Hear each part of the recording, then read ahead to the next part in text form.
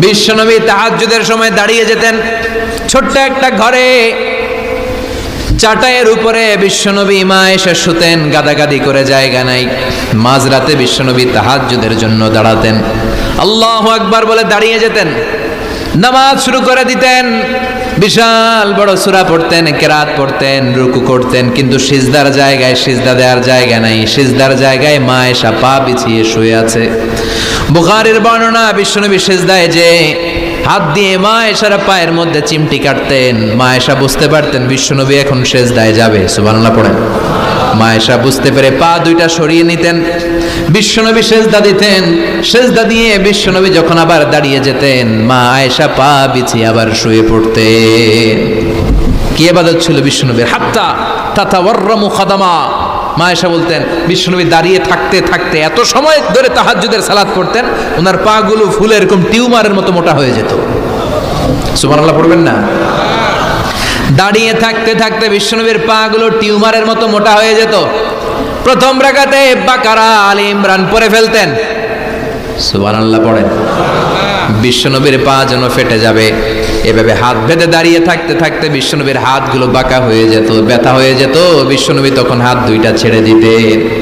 আবার যখন এনার্জি ফিরে পেতেন, যখন বিশ্বনবীর ভাল লাগতো, আবার হাত বাঁধতেন। পড়েন সুবহানাল্লাহ। তার মানে হাত ছেড়ে দিও নামাজ পড়া যায়। হাত ছেড়ে দিও। মালিকি মাযহাবের কিছু স্কলাররা ওনারা মত নিয়েছে, ওনাদের অনুসারীরা এরসাল করে, আমাদের দেশে কেউ বাদে এইভাবে, কেউ এইভাবে, কেউ এইভাবে। মালিকিরা বাদেই না, কেউ বাদবই না, কি করবি কর, আছে না নাই? আপনি যদি হজ করতে যান মক্কা মদিনায়, এই আমলগুলো দেখতে পারবেন। এটা সুন্নাত একটা আমল। হাত ছেড়ে দিলেও যেখানে সালাত হয়ে যায়, ওই জায়গায় কই বাঁধবে, এই নিয়ে কিলাকিলি আছে না নাই? উপরে না নিচে, আমিন জোরে না আসতে, আছে না নাই? বিশ্বনবী লম্বা সময় দাঁড়িয়ে তাহাজ্জুদ পড়তেন। তাহাজ্জুদ পড়লে আপনার মর্যাদা বাড়ায় দিবে কে? সাইয়েদনা জিবরাইল বললেন, ইন্না শারাফাল মুমিন ফি কিয়ামিল লাইল।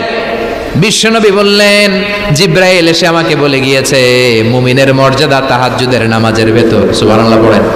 তাহাজ্জুদের নামাজ পড়লে মর্যাদা বাড়ায় দেয় কে? 2 নাম্বার, কুরবাতুন ইলাল্লাহ। তাহাজ্জুদের নামাজ পড়লে আল্লাহর সাথে নৈকট্য বাড়িয়ে দেয় কে?